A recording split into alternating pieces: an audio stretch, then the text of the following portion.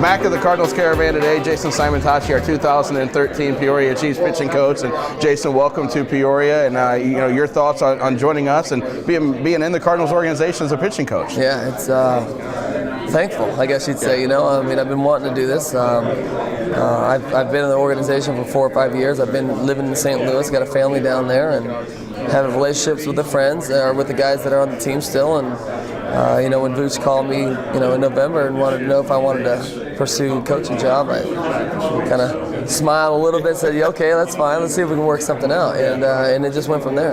And now working with Dan Billardello, who's got a lot of experience, has had some very good teams in the organization, Batavia, the last few years. Have you had a chance to talk to him and kind of get to know him heading into spring training? Yeah, we talked a little bit, right after I signed a contract, and it just, he seemed like an easygoing guy, right. Which is good. And he's like, I know it's your first time, just relax, He's like, the kids are going to be kids, you're going to have to, he's just running, you're going to have to be a father, you're going to have to be a coach, right. Encourager, disciplined guy. And so, but he seemed like a really good guy, and obviously he's got the experience being in the big leagues for so many years, and like you said before, managing, right. He's had some very successful teams. Now, as you get a look into the organization, you got a lot of guys to learn about. Yeah. Obviously, you don't know now who's going to be on the roster going to spring training, and it'll change throughout spring training. How do you approach that and just kind of learn, hey, here's a stack of 40, 50 pitchers that were in Johnson City and Batavia last year, just drafted.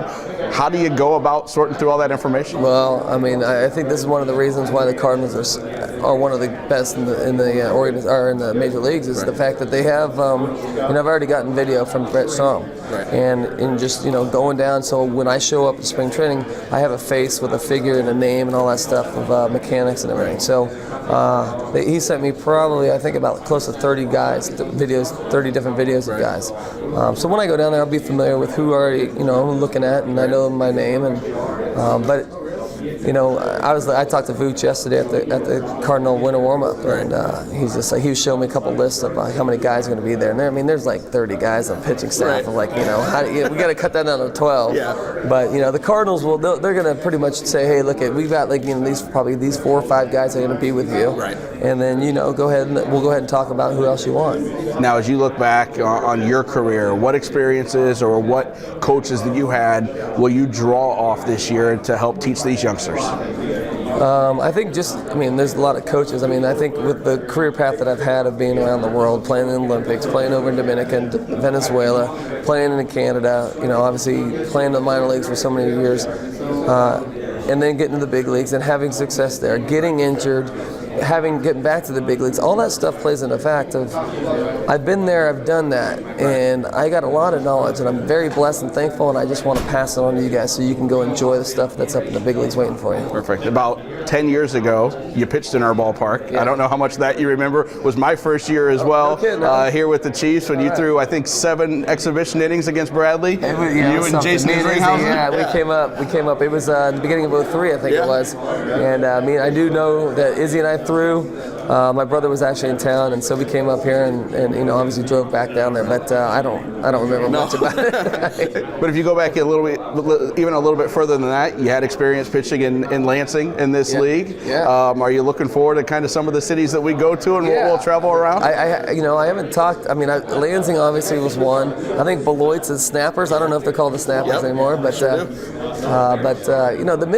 this league is really nice because the travel's not that bad. Right. It's all obviously centrally located in the Midwest, and but the competition in the stadiums that has evolved through the years. The game here. The kids that are playing now. They got stadiums that are pretty top notch. And on the Cardinal Nation side of things and getting everything ready for St. Louis, what are you guys able to teach at this level to the players about Cardinal fans being in this area, Central Illinois, this close to St. Louis? They're going to know who you are. You're 18, 19. You're not hiding 1,000 miles away from the organization. They're going to know who you are. They're going to come out and support you and kind of work your way up the organization in Springfield and Memphis, which are also very close to St. Louis. Yeah, and that's one good thing. That's a great thing that's about Cardinals too is they have all their minor league affiliates are pretty. I think 5 hours is the longest away, and that's Memphis. Right.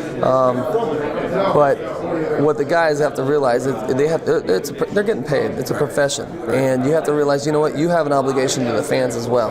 And what they will find out is they go through the ranks that the people here are in St. Louis, the fans are pretty passionate. Not only that, they're knowledgeable, and they'll be able to read if you're giving all you got and be able to feed off of that. So I mean, they'll let you know. Yeah. They'll let you know too. Speaking about that knowledgeable fan base, obviously a tough weekend here with the passing of Stan Musial.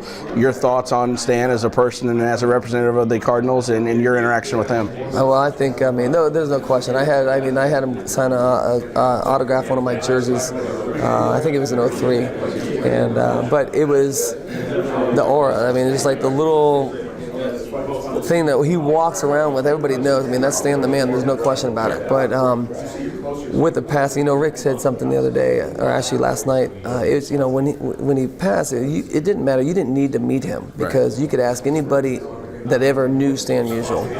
You're going to get the same answer of how great a quality of a man he was, not only on the field and in his athletic ability, but what he did off the field.